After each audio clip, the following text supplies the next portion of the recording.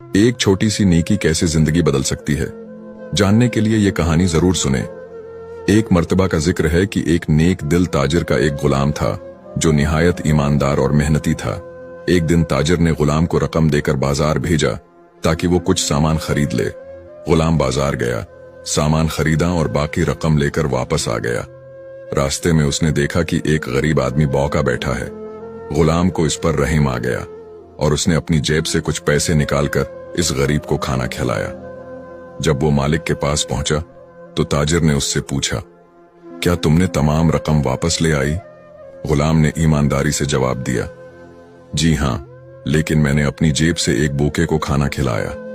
ताजिर बहुत खुश हुआ और कहा, जो कुछ तुमने अल्लाह की राह में दिया वो जाये नहीं होगा, बल्कि अल्लाह तुम्हें उसका कई गुना बदला देगा।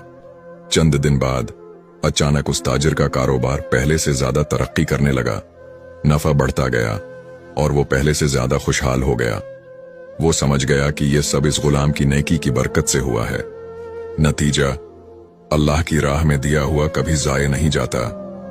जो दूसरों की मदद करता है, अल्लाह उसे दुनिया और आखिरत में बेहतरीन बदला अता फरमाता है।